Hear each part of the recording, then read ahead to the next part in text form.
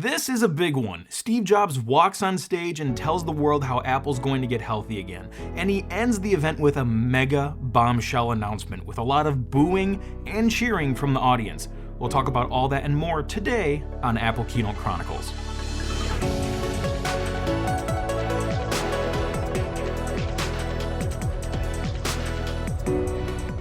Apple Keynote Chronicles is made possible by our awesome friends at Linode. Simplify your infrastructure and cut your cloud bills in half with Linode's Linux virtual machines. Hey, we like things simple here, right? So to keep it easy, if it runs on Linux, it runs on Linode. Hey guys, how are you all doing? If you're new here, welcome. My name is Crazy Ken, and welcome back to Apple Keynote Chronicles. And of course, I'm joined here today by my helpless test subject, Brad. Brad, thanks for being my co-host today. Oh, I can't wait to do this. Every time, it's so exciting revisiting these. It's a pleasure. And I am really excited today because this is personally one of my favorite Steve Notes ever. Actually, it's one of the shortest ones, but it's a pretty historic one. This is a pivotal part in like the Apple plotline, if you will. So we like to do the show every other Monday so we can make your Monday a fun day. But if you're actually listening to us immediately when this episode came out, we're only a few hours away from Apple's Worldwide Developers Conference, and we're about to see some big new stuff being released from Apple. But hey, that's the present. Because this is Apple Keynote Chronicles, we live in the past. So we're going to talk about the Macworld 1997 keynote, which was in Boston. And before we jump in, I just want to correct one thing. We kind of jumped the gun on the Think Different Media event that we talked about in a past episode, and we talked about it in the same episode where we covered the January 1997 Macworld. We had the dates all correct, but we presented the episodes in the wrong order because, truthfully, WWDC 1997 and Macworld Boston, the one we're covering today, happened to be for the Think Different Media event, so I just wanted to clear that up. Thanks to Sage from youtube.com/SageFunCom, I'm now using Noteskey.com as my general timeline, which is a lot more accurate than the last website I was using to plan these episodes, and it's also a lot more visual. So if you want to see a cool visual timeline of Apple's keynotes, go check out Noteskey.com. So just wanted to correct the chronology because Chronicles is in our name, so we kind of have to get that right. But anyway, moving on. So this keynote is a big one. This is a huge plot point in the Steve Jobs Apple story. So we're in Boston, Macworld, 1997.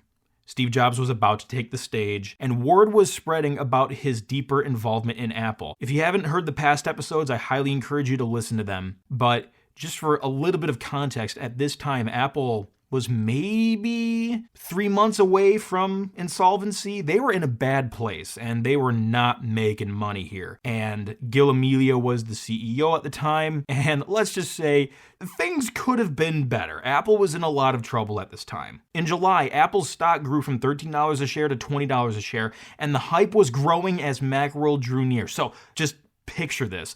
More than 5,000 people show up hours early, packed in the Castle Hall of the Park Plaza Hotel. All these people are just getting together to watch Steve Jobs talk. So at the beginning of the keynote, Colin Crawford comes out on stage. He's the president and CEO of Mac Publications, and he talks about how it's kind of been an emotional roller coaster, right? And he posts a few things on the screen. You know, he's on stage. There's this big screen behind him, and he talks about this one quote that I think Red Herring said it. It was in June 1997. The headline or the quote was, "Gil Amelio, please resign." So there were some applause on that one. And again, he was the CEO of Apple at the time, but not a lot of people approved of that. Another headline or a quote from Business Week was, "Is Apple mincemeat?" And there was definitely some booing in the audience from that. And Colin specifically said that Gil Amelio wasn't happy with the media coverage, but the response to that was, Apple would be in bigger trouble if the media just straight up stopped caring. So it's kind of like that cliche of like all press is good press, right? Even though people were saying these negative things about Apple, at least they cared. It's so much better than getting no media coverage at all. They had a passionate fan base. That's something that Totally. You know, I got a little more context for it. I've been reading Becoming Steve Jobs and going through a bit of the history. You know, the last recording that we did, I was kind of asking, like, what is the perception of Apple at this time? I remember and that. I got a lot more of an idea of what was going on back then. And yeah, I mean, they had a passionate fan base. And it kind of reminded me of my grandma ran a print shop in Phoenix, Arizona growing up. And there was a a Mac guy or a guy who had a little Mac store next to her. Oh. And I remember seeing the Mac and being like, wow, this guy's really passionate. And he had all the magazines and things there, just in a way that you didn't see people caring about other computers in that way. Yeah, and I've noticed it's even that way now. There's absolutely people that like their brand, but you don't see a bunch of biopics being made about Michael Dell, right? I mean, I haven't seen any. I'm sure there's documentaries and stuff on him because he's crazy successful, but sure.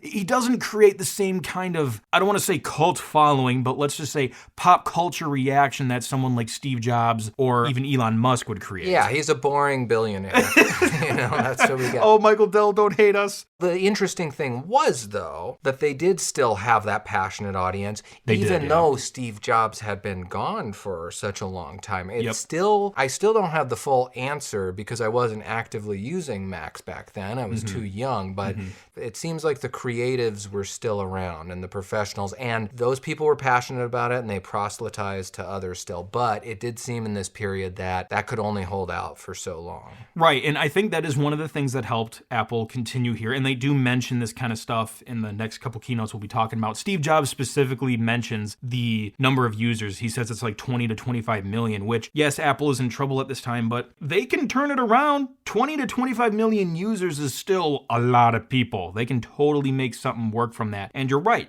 A lot of passion and loyalty remained. In fact, Colin said similar words, if not the exact same words when he was on stage, saying that people want the Mac market to be successful. So then he shows, I thought this was interesting, he shows a slide of a PowerBook, a Power Mac, and an eMate 300. One of the Newtons. For those who don't know, Steve Jobs kind of just killed that off, but that hasn't happened yet, but it happens pretty soon. So then Colin says, to start us off in the right direction is an individual who really needs little introduction. He shows that first Macworld cover, where Steve is on the counter with the 3 Macs there, and there's people standing, there's people pumping fists and cheering and yelling, Steve, Steve, Steve. And Steve Jobs walks out on stage, not really in the turtleneck stage yet, but he still looks really good. So he comes out, and he puts on the screen status report.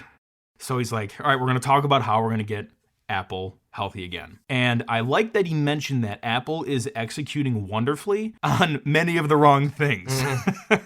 Yeah, their focus was kind of all over, and they were spreading themselves a little bit thin in my opinion, but he did see that there were good people there. There were a lot of good people there that could do the right things. They just needed direction. And there was people internally who were passionate about Apple still as well. But again, it was they saw in becoming Steve Jobs, I forget his name, or I don't remember off the top of my head, but the person who had come on, I think he was the chief financial officer at the time. He was really, really fighting for Steve Jobs, and that Steve was the person they needed to turn the company around. That he was passionate. People said, why are you taking this job, essentially? And he took it because he was one of those passionate Apple users. And just like Steve, he never let go. He saw that there was something there. And when he looked at the numbers, when he looked at what the company did, he knew, he pitched everybody that Steve was the only person who could do this, who could turn the company around at that point.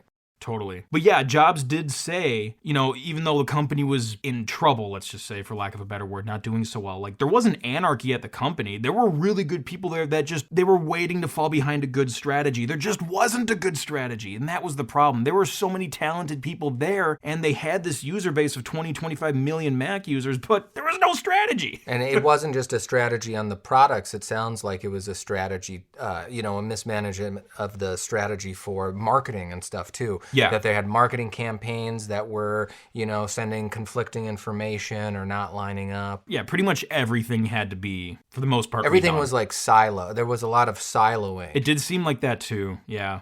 Take that with a grain of salt from me. I didn't work there, but that seems to be what it was like. So he talks about the sales, just to put things, we were talking about numbers, okay, here's a tangible thing we can put into numbers. So 1995, $11.1 billion. 1996, $9.5 billion. 1997, $7 billion.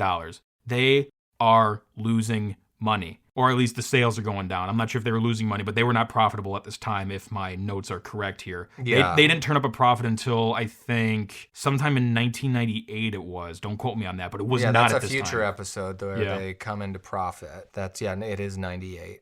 So, Steve Jobs breaks it down into steps. He's like, here's the steps we got to do. We got to start at the top. we need a new board of directors. People cheer like crazy.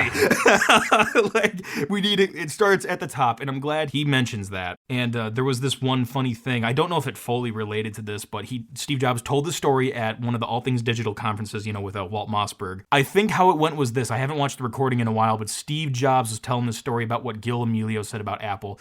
And Gil Amelio said, Apple is like a sinking ship, and it's my job to get the ship to go in the right direction. And it's just like, yeah, okay, you can get it going in the right direction, Gil, but the ship is still sinking.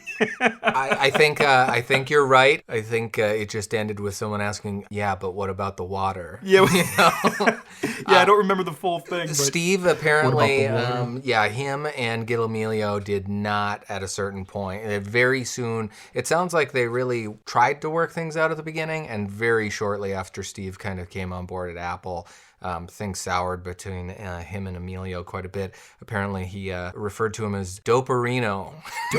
I've heard of like Bozo and stuff, but I haven't heard of... Bozo was one. Doperino was one I had. That I've not heard If you want to hear it, I saved the clip here. The chairman called Steve to see if he would be willing to come back as CEO. Steve had cut Amelio's legs right out from under him. He'd had no qualms about that once he'd decided that the doctor was a bozo. In private, he would also call him a Doperino. That didn't mean he himself was ready to take on the job of running Apple. Oh my gosh. So that's Becoming Steve Jobs, the audiobook, yes, right? Yes. Okay.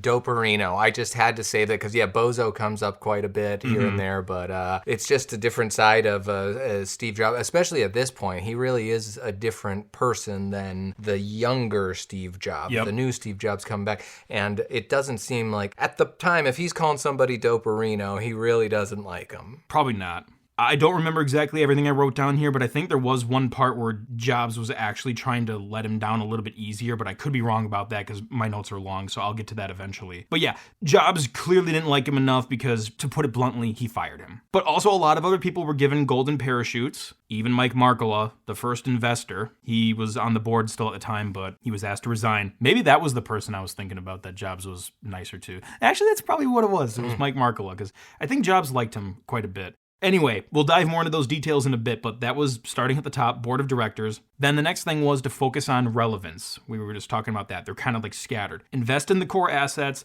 and then invest in meaningful partnerships, not just doing like a little collaboration for a press release, like real, truthful, meaningful partnerships, which is where the mega bombshell comes into play. And then a new product paradigm is what Jobs called it. But he also did disclaim that they're not going to be showing new products today, but that's coming later. And for everyone listening, oh yeah, we'll be talking about the new products later too. But this is more important right now. So, board of directors. Changing it all up, except two members from the prior board are staying. Ed Woolard, who was the chairman and former CEO of DuPont, and Gareth Chang, president of Hughes International. Jobs was thinking he would be good for Asian markets. I'm not exactly sure technically all of what went on behind the scenes, but I heard that he kind of didn't end up working out. According to the Isaacson documentary, Jobs referred to Gareth as a zero. So, it doesn't sound like he hated him, but he probably just didn't perform well enough.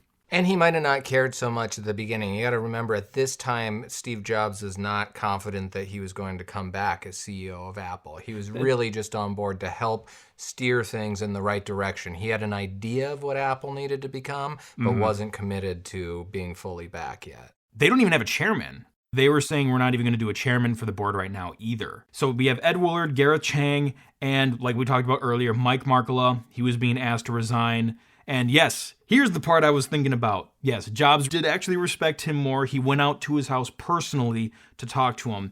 And, Steve Jobs liked walks. He would take walks all the time. That's where he would talk about things. And they did it on a walk, which I guess kind of makes it a little easier to bluntly put to say you're fired. Let's just do it on a walk. I haven't seen anywhere officially how much he was paid to resign. I'm sure it was a hefty amount. But yes, Mike Markkula, who was there pretty much from the beginning, was asked to resign. Well, I mean, that is part of what's interesting about the whole Think Different campaign, because it wasn't just a campaign. Apple, that's part of what the whole change of board of directors was Steve was pretty adamant about, we need to think different, like company-wide from the ground level up about what we're doing and how we do it. Absolutely. So the new members of the board, when Jobs announced that the rest resigned, again, the audience erupted into applause. And again, for those who are listening, all the keynotes are in the show note links. Just go ahead and click them if you want to watch the keynotes later. So everyone starts cheering. Here's the new members. Larry Ellison, CEO of Oracle. I remember someone made like a boo sound, and Steve Jobs was like, I hope that wasn't a boo I was hearing. Jerry York, former CFO of IBM and Chrysler. Small brands, no credibility. No, those are huge. He did a lot of turnaround work from being in this valley, getting brands back up to the peaks. And we also have Bill Campbell, CEO of Intuit, and he also ran, in the older days of Apple, the past days, he ran the Claris division or subsidiary, whatever it was on a business level, Claris Works and all that software. And he was also a former VP of sales and marketing at Apple. So he's done stuff with Apple before. And then this one other guy joins the board, this guy named Steve Jobs. So he announces that. People go crazy. And Steve does thank the outgoing board members. He's professional about it, at least on stage. I'm sure there were some other undocumented, unwritten stories about what really went on behind the scenes that were maybe a little more verbally violent, maybe we'll just say. But he does thank the outgoing board members and welcomes the new ones. And again, no chairman at the time. So, got the board. Now we got to talk about market focus. Where is Apple relevant? So he talks about creative content, publishing and design. Today, we know of a lot of people that edit videos and stuff on Macs and stuff like that. But like in 1997, like video editing, desktop video wasn't really a thing. But desktop publishing and design was huge on the Mac. 80% of the computers used in advertising and graphics art, they did the pre-press on Macintoshes. And 64% of all internet websites were created on a Mac. Yes, this is a statistic coming from Steve Jobs. I don't know how official it was, but I believe it. Probably more than half of internet websites were created on Macs. They were really good with design software. And then he mentions, like, when was the last time you saw Adobe and Apple co-marketing Photoshop? Like, that would be cool to focus on together to say, hey, we have this really powerful new computer. Oh, it'll run Photoshop like great. That's a good way they could collaborate and co-market stuff. That's definitely a theme in these coming keynotes, is like the partnership, strong partnerships with industry-leading things. This is Apple building trust with people. Yeah, absolutely. Including the Bombshell one, which some people maybe would hate, but we'll get to that soon. But it was an important one. Oh, very. Let's be honest here. Yeah. Yeah. So he talks about creative content. That's like the first big key focus. And then the other one is education. I mean, Apple has been huge with education forever. Apple II is in the classroom everywhere. They put the first personal computers in education, at least according to Jobs. Some people might say, no, this other company really did. Okay, let's be honest. Apple did it in mass volume, millions of computers. We talked about it on one of the previous episodes. You saw a Mac in every classroom. I think, or at least an Apple II or something. Yeah. Oh, sorry. Yeah, not a Mac, an Apple computer, but you definitely associated Apple with education. Yeah. Even my preschool, class of 5-year-olds, we had a freaking Apple IIe enhanced,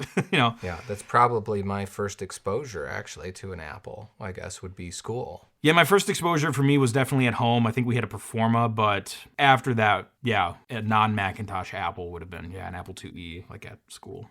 So then I thought this was interesting. Jobs said that Apple is the single largest supplier of education. So I'm guessing like an educational software and computer that it can use. I don't know what he meant by supplier specifically, but I guess just providing educational computer tools to schools. Apple does it more than anybody else.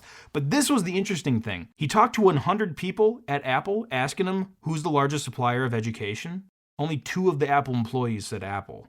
So that's pretty interesting. Like not even 98 of those 100 employees working at Apple didn't even know Apple was the largest supplier of computer hardware, software, education for schools. Like, that's just a clear lack of vision and focus, in my opinion, Well, yeah, I mean, and it's, wouldn't you want to know that? Like, hey, we're built, if would I be was on a great team where to you're know that. building and you're doing something where you're the market leader, it seems like a mismanagement or information, communication, team building. It was bad management, yeah. You're right, that would totally suck to know that you're number 1 in the race. And you should know, that should be no question. You We're should- the best. oh, yeah, Even you if should- you aren't the best, your manager should probably be telling you we're the best. It's surprising that they didn't know that. So then he followed up with another statistic saying 60% of all computers used in education are Apples. So that's more than half, but all those people that he talked to at Apple had no idea. That's crazy. So Jobs wants to be more proactive at those 2 markets. They already have so much strength in the creative content and education markets. Why not keep focusing there?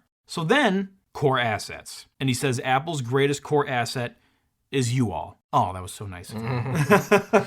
So 20 to 25 million users. Again, Windows really outgrew the Mac, of course, but Microsoft played the licensing game. They licensed their software to other hardware companies. So there's a bunch of different hardware brands in the PC space, but they all run Microsoft Windows, and there's a bajillion of them. In terms of Macintosh users, there was like slightly shy of 25 million, but that's still huge. And as we talked about earlier, the loyalty and passion is different for that kind of group of people than like a typical Wintel PC user. And I thought this was also cool that Jobs said, I don't think we've been doing a good enough job taking care of you.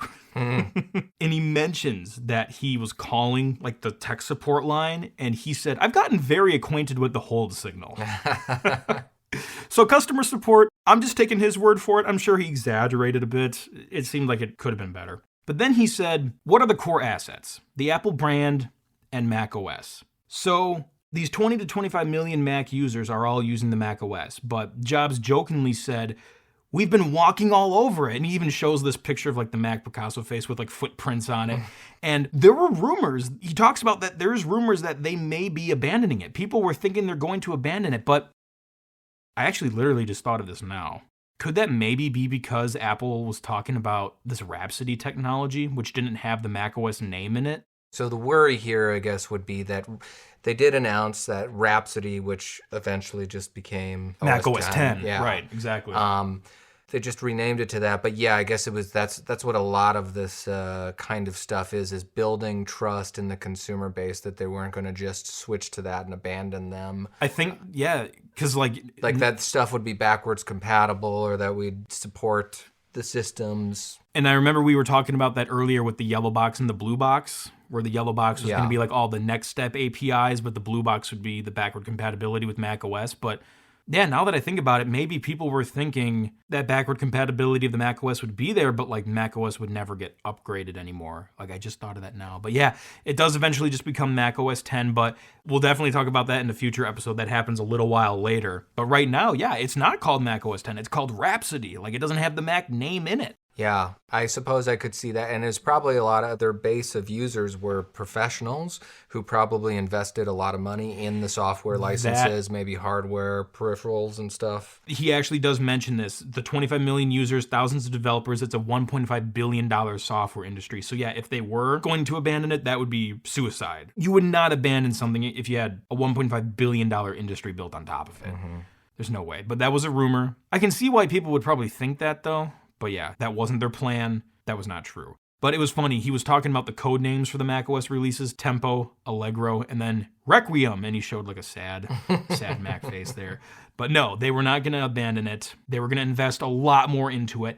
And that clearly paid off because, as we'll talk about in a future episode with macOS 10, look at all the Macs that run software that was based off that Genesis, and all your iPhones and all the iPads, even the TV OS and the Watch OS are all, to not be super technical, I don't know if you'd say this, they're forks, I guess you could say, of the genesis of macOS 10, which is crazy. But since we're not there at macOS 10 yet, we're at macOS 8 technically right now, and Jobs gives an update on that. They sold 1.2 million copies in 2 weeks, which was actually quadruple their forecast, so that's a pretty good start. And I also think it's interesting how Jobs reassures people that they're not abandoning the Mac OS, and how he talks about, we have these 25 million users, these thousands of developers in this $1.5 billion software industry, and he just reassures people that we're staying there. But now it's so much funny to think about how much of that has changed, like in terms of scale, because you look at like the App Store and like how much has Apple paid out from just the iOS App Store, like iPad and iPhone. Isn't it like over 20 billion? Oh, I mean, billions and billions. It's way more than that. I remember like WWDC, I forgot what WWDC it was, but they showed like a giant check on the screen when they passed their first $1 billion paid to developers from the App Store. That's been growing so much. It's crazy. Are you looking it up quick? Yeah, it looks like, like 50 billion. Is it 50? What? It says Apple's App Store grossed more than $64 billion just in 2020. $50 billion in 2019, $50 billion in 2018. Serious? What? Just in a year? $64 billion in 20? Holy crap. Are you on the CNBC article? Just whatever, these top hits on Google are. Okay, that's freaking insane, because I remember when they hit their first billion, and now they get tens of billions in a year. That's freaking crazy. Okay, so again, in short, it paid off.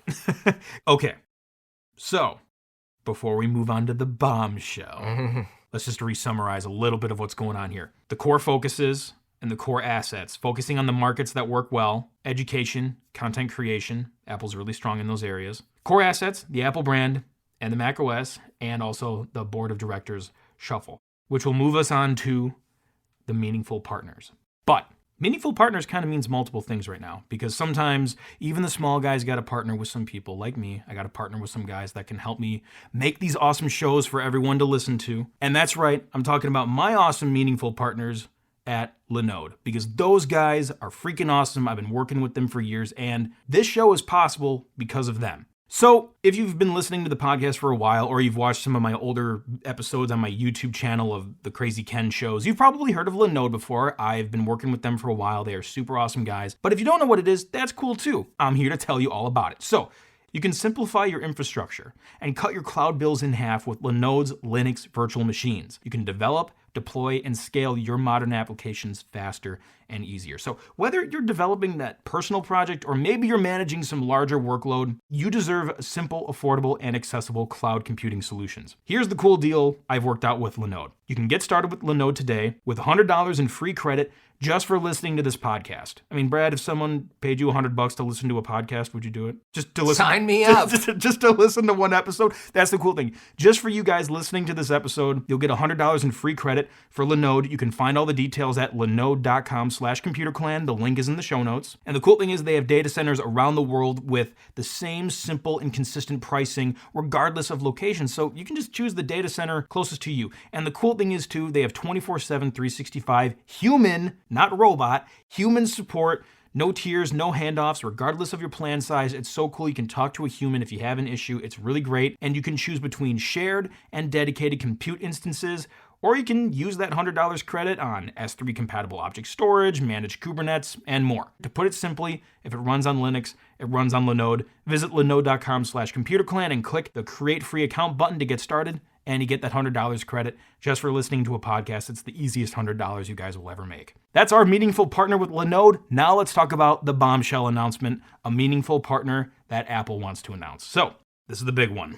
In fact, this news was so big, Time and Newsweek covered this particular part of the announcement. I'm sure a lot of other people did too, because this was huge. And this was before Mac rumors and stuff like that. So rumors couldn't really spread as easily back then. So I'm sure this surprised a lot of people. So Steve Jobs is talking about this. And in the middle of a sentence, I noticed that he takes a sip of water. And he does that in future keynotes too. You know, that's one thing we're going to be doing on the show, kind of documenting his Steve-isms, yeah, his little quirks or whatever. That's one thing I've noticed he does. He'll stop in the middle of a sentence, maybe very intentionally for, dramatic pause. I don't know. He'll take a sip of water. Yeah, that's very interesting. So he takes a sip of water, and then he says that Apple needs help from other partners. It needs to help other partners too, so then we can get help too. It's reciprocity. That's a basic marketing thing right there. But yeah, we need to help others so we can get help. And they've looked at relationships.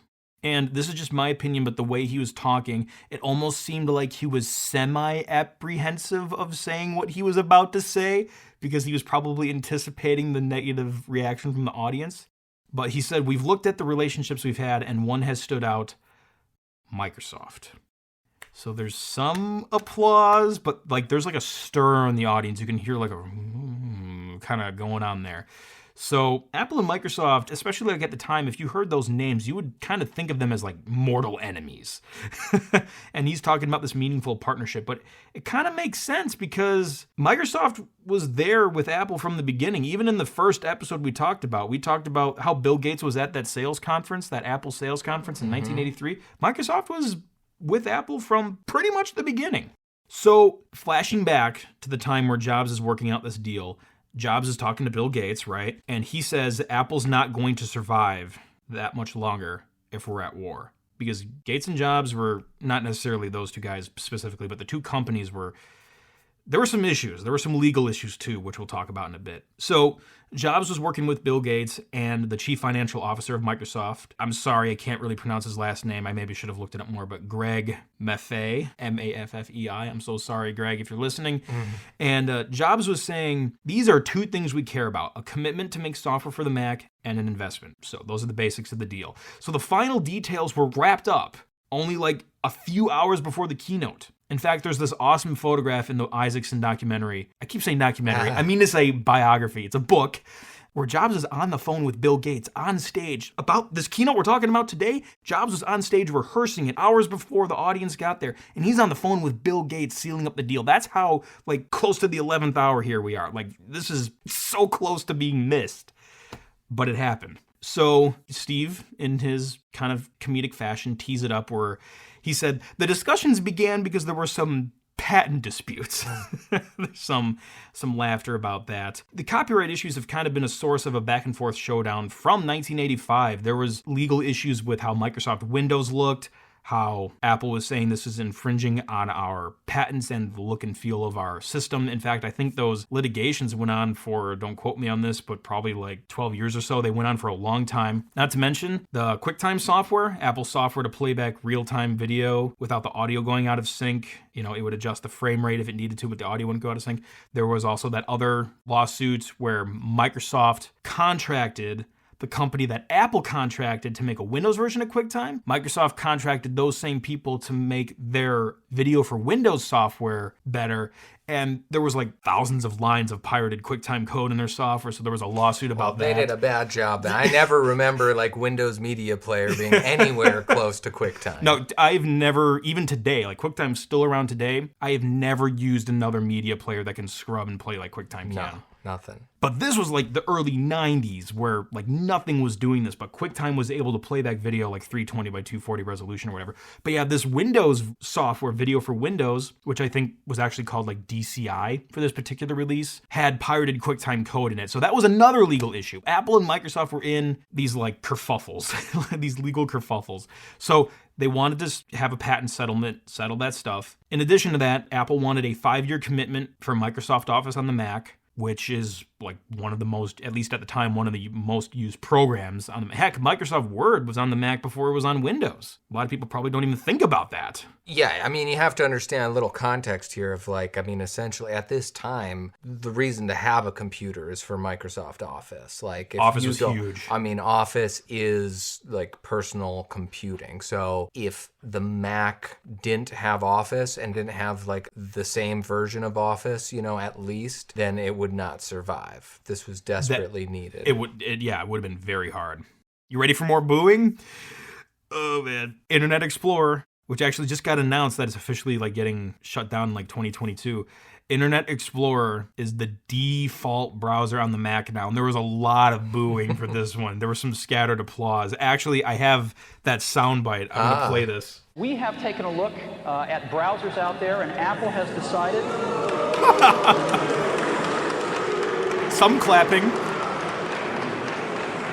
Apple has decided to make Internet Explorer its default browser on the Macintosh. No! Since we believe in choice,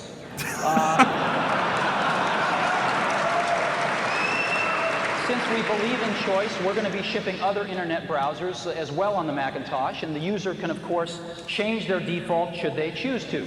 Oh man, it would have been so much fun to be in that audience, but I tried researching more parts of the deal in detail. I couldn't find anything specifically that said why Apple had to go this route, but I'm pretty sure it was just part of the agreement. Yeah, I'm sure it's just part of the agreement because this wasn't really touched on in the book. Yeah. But the interesting thing about this deal is that definitely from the history of the deal, since this event is featured in the Pirates of Silicon Valley movie as well, and it seems very dramatic. And especially if you don't know the context, like you could see, like it can seem like whatever Apple, Steve are having to be like subservient to Microsoft. That's a good word. Something Right there, yeah. But it's less ominous. You know, reading the history of it, I mean, Steve Jobs, this wasn't like a big hill for him to die. Like, he wanted to make this deal. He was him and Bill Gates were talking. I mean, Bill Gates was quoted as saying, like, hey, Apple is trying to make deals like this with us over the patent dispute thing and all that. And there's so many details and legal and all this and that. Like, Steve Jobs just came in and was like, boom, let's do this, let's work this deal, and then the patents are off the table. He just wanted to move forward. He wasn't worried about the past. This is about the future of the Mac. But the Internet Explorer thing, that's not really mentioned. I guess it was just probably part of the deal. They just, throw that in there. It doesn't seem like that big of a deal in retrospect. No, I mean, I know there's those dedicated, passionate people about the Mac. They were like, no, you can't do that default Microsoft browser stuff. But yeah, it's like, dude, just change it if you want. And also, like 6 years later, Apple introduces Safari, and that's their own default. Even if they invented Safari earlier, they couldn't make it the default for 5 years, so... okay, well. Yeah, if Apple didn't have, they didn't have Safari at the time, you're using a third party anyway. Right. One of them's going to be the default, whatever. So I think it was to help keep the relationship healthy, but also let's think about it. Internet Explorer had a big chunk of market share, so it doesn't hurt. So that was part of the deal there. That is something that Jobs announced, and he also talks about Java compatibility. Microsoft is going to help him with that because that was important, even though I don't even hear the word Java anymore today. It's pretty much not a thing that I use, but 1997 the story was different. So remember earlier I was talking about the commitment to software on the Mac, but the second part of that thing was an investment. Well, now we're at the investment part. So Microsoft made a $150 million investment in Apple, and they agreed not to sell those shares for 3 years. And there's some booing, and then Jobs announces they're non-voting shares, and the crowd goes crazy. Because, people were probably just booing because they're like, oh, no, we don't want Microsoft having, a stake. We don't want them having any kind of control. No, they were non-voting shares. This was, I guess it was just a sign of good faith, I guess you could say. It was, Steve really is the one who was pushing for the investment from Microsoft. That's right, he was. That's true. And it was because, the big thing, what this is damage, control mode. This is Steve saying, we got to right the ship, get this in order, and what this needs to do is we need to relook and rebuild what we're going to do with hardware and software, basically, from the ground up. But we can't make that happen on the turn of a dime. This is going to take, I forget what he was, 2 or 3 years. But that's what he needed. He needed everything he could to buy the time until they could do the release of the new products, the new software, his vision of what they were going to go to. And what he needed to do was just have the Mac survive until then. We needed the partnership. You needed Microsoft. You needed that software on board. But you also needed, this is just as much a pitch to investors and shareholders and other businesses and stuff like that. That's what the new board is. Bringing Microsoft on board is, and with those shares, with that investment, and that they can't sell them, they're buying that time before Steve can, that the company's going to survive long enough for them to launch new things. Yeah, because, Apple's $1 trillion valued business right now, but at the time they weren't even profitable. So I don't know how desperately they needed the money, but they needed money. And I'm sure it was a fair trade-off of let's work this out. Okay, we'll drop the other legal issues, the legal disputes here. You make an investment, you commit to the software, we'll make Internet Explorer the default. Quote unquote, everybody's happy. So then Jobs says, I happen to have a special guest with us via a satellite downlink. So on the giant projector screen behind him, who appears? Bill Gates. He's just on the big screen. Bill Gates is there. There's some applause from the audience. There's a lot of booing. There were some dudes just straight up face palming in the audience. The camera would cut away to them, and there's people just face palming. These people at this keynote are so into the company. They're just living in the drama here. They're really into it, booing and cheering. Oh, it's so much fun. The thing is though, Bill Gates can't really hear what's going on, so he's gonna start talking while they're... My whole question was, why the heck did this have to be live? Why was this not a pre-recorded video? So do you know what Jobs' original vision was for the Bill Gates thing? If I will be talking about it soon, but do you know the story? Not necessarily. All I know is that some people looked at this as more of Bill being I don't even have the time to show up, and there was a little bit of that in there, so yeah, we'll talk about that in one sec. So Bill Gates appears, he can't really hear the booing, so he's going to start talking, and the audience just kind of has to awkwardly quiet down. So Bill Gates says, it's very exciting to renew our commitment. They're doing Mac Office 98, Internet Explorer on the Mac. It's not just a port. They made special code just for the Mac. There was a lot of applause there. In fact, Internet Explorer 5 was a big release because visually, it had kind of that aqua-looking appearance, which the Mac later had with Mac OS X. So there was some big stuff there. And like you mentioned earlier, this scene was monumental. It was reenacted in Pirates of Silicon Valley. Great movie, guys, if you haven't seen it yet. It's a TV movie, but it's still really good. So he kind of wraps it up. It's only like a 1-minute thing, Bill Gates on the projector. And you're right, why couldn't this have been pre-recorded? I mean, maybe it was more special that it was live, but it's kind of weird when it's one way. He couldn't actually talk with Jobs or respond to the audience, like cheering and stuff like that. He was awkwardly talking over the applause and everything. Jobs later talked about this event, and he said he hated the staging. He hated it. It made Jobs and Apple look small. Almost quite literally, because Bill Gates is on a giant screen and Steve Jobs is this tiny figure on stage. So Jobs did not like it. Jobs originally wanted Gates to come on stage. For whatever reason, it didn't work out, so Bill live streamed it from, I think it was at the Redmond Microsoft HQ.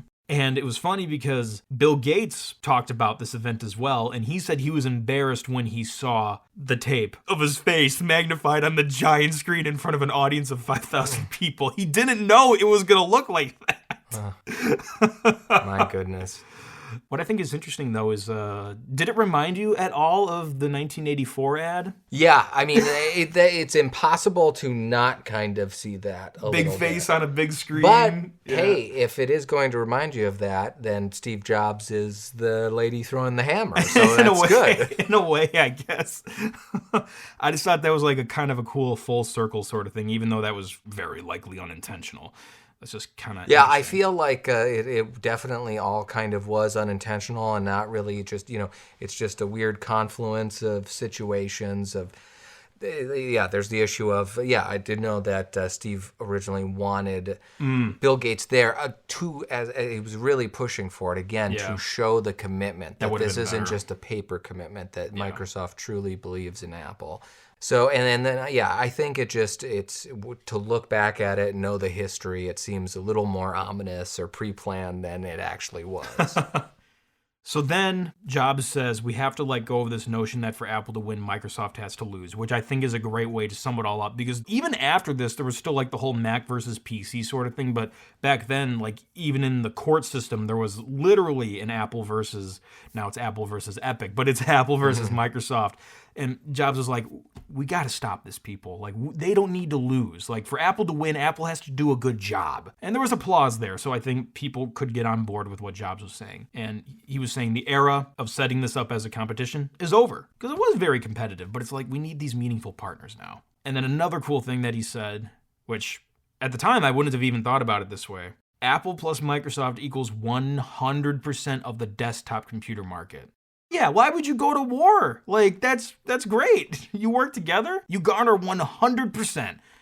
You could see a lot of begrudgingly people shifting in their seats going, well, I guess he's right. I mean, he's making some good points. Which is funny because like Apple and Microsoft are still, in terms of software installations, really big players. But I think Google Chrome OS, like on Chromebooks and stuff like that, is now number 2. Like Windows in terms of install base is number 1. I think Chrome OS is now number 2 and Mac OS is number 3 in terms of desktop computing, just because, well, cloud computing, web apps, Chromebooks are cheap. It works. Google pushed their way out pretty well. So then he talks about the Apple brand, and he brings up the Think Different text, which, again, for context, even though we talked about the Think Different media event in a past episode, in terms of the real-world timeline, the Think Different thing hasn't aired yet. That was later this year. It was like September in this year, 1997. So the ad campaign hasn't happened yet. But Jobs is still talking about those 2 words, Think Different. And like you said, Brad, they have to think different about a lot of things, and Jobs explicitly says that in future keynotes. They have to think different about software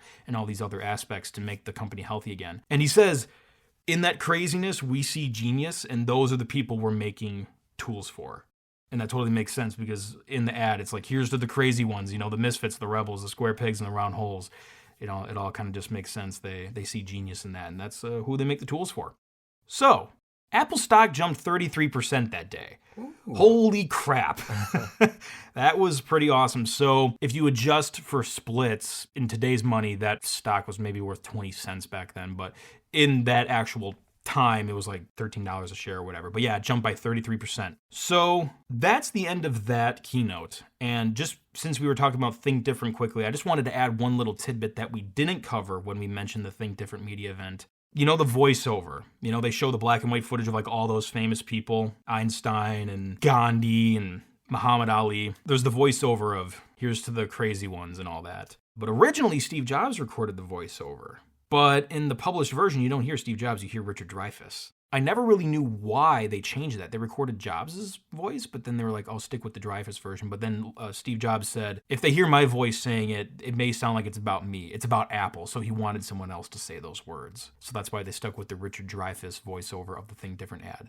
And Steve's the one who actually made that call. They were ready to roll both versions right up until this. And, they said that that's a sign of that, some people think Steve can be a bit of an a-hole or, or a narcissist, or they think, but it seems like a narcissist would definitely want their voice being, the thing that they co-wrote being the thing. But, he specifically was like, they couldn't hear it from me. Yeah. And just shows that what he was really more interested in was not propping himself up, but really saving Apple at 100%. And I thought it was really nice that, for the most part, no one heard those words from Steve Jobs' mouth until 2011, because when he passed away, they actually played his version of the recording at it wasn't technically a funeral, but I don't know what you'd call it, Day of Remembrance at Apple or whatever. They had a big gathering. They played his voiceover version of the ad later in 2011.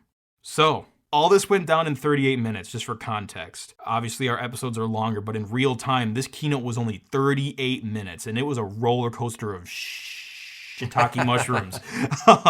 Apple needed help. They had this multi-step approach, board of directors, core focus, meaningful partners, and the big one was with Microsoft. It's joining really, forces.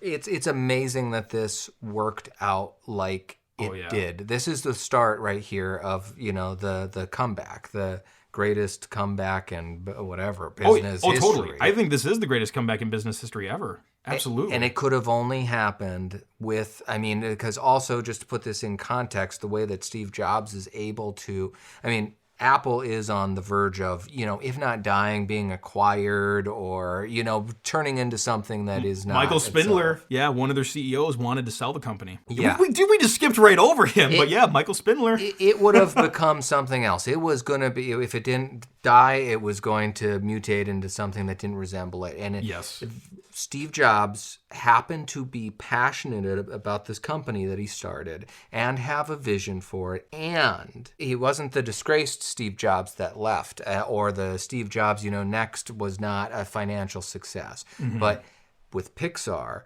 this is all after Toy Story.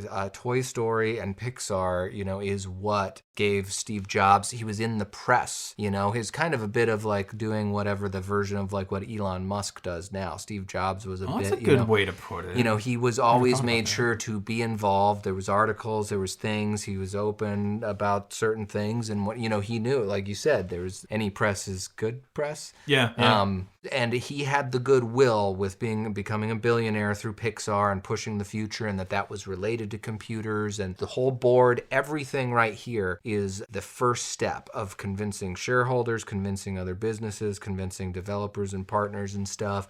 Apple's going to be around, and people could trust the genius of Steve Jobs. He had just the right cachet and the right vision at the time to make this work. It's just incredible that it could happen like it did. Yeah, and I know we're called Apple Keynote Chronicles, but I'm sure we'll be doing some revisiting to the Pixar days to cover those parts of the timeline. We'll do like a throwback episode or something, because that was a pivotal part. And I personally haven't looked into much of his history at Pixar yet. I really should, because it was big. And even just in terms of storytelling, I don't know if we talked about this on the show yet, but just in terms of storytelling, there's elements from Pixar about what goes into making a movie that Jobs and his producer and the team used to make his Steve Notes, the way he presents on stage. There were storytelling elements borrowed from Pixar, turned into a product event, and it worked. The biggest thing that it seems that came out of Pixar was more of how Steve Jobs learned to work with other people, how he learned to give people, this is a different Steve Jobs coming back to Apple. And so there was the shift in that time, and Pixar was really the shift of learning to trust other creative people and learning how to work with them. And there's a lot of the old Steve Jobs stories that came around of the guy yelling and, being a ball buster. And maybe he had elements of that still, but this was a guy who was apparently pretty collaborative and creative and gave people a lot of runway. Mm-hmm. So, wow, what a day that must have been to be there in person. But remember, there's that one bullet point we didn't cover because Steve Jobs didn't cover it. He teased it, but he didn't cover it. Product paradigm. Well, what the heck does that mean? Well, that's what's coming up on the next episode. So make sure you're subscribed and following. Stay tuned, because we're going to dive into the all-new product strategy. Again, Steve is killing 70% of the product line, and that new stuff is coming, including a brand new chip. Oh yeah, the Apple website, for 24 hours before the next product event, it was down, and it just showed a picture of a chocolate chip cookie, a screwdriver, and a shopping cart. Not in that order, it was a shopping cart and a screwdriver. It's like, what the heck does that mean? Pretty ominous. For a whole day straight, the website just showed that.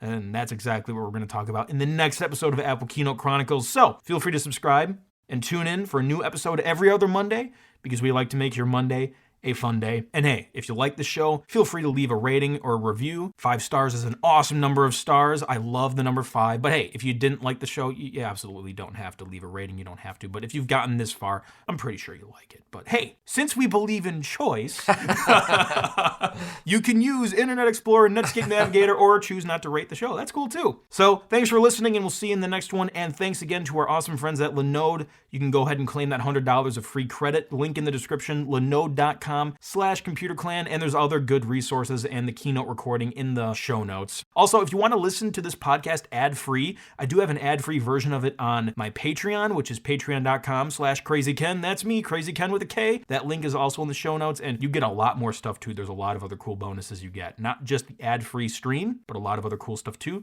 So we're on Patreon. So thanks guys for listening. We'll see you next Monday, and enjoy. Hey, if you're listening to this on WWDC Day, enjoy WWDC, because Apple has some cool things coming out with macOS 12 and iPad OS 15 and iOS 15 and all that good stuff. It's going to be a fun day. But until then, we'll see you next time. Thanks for sticking with me.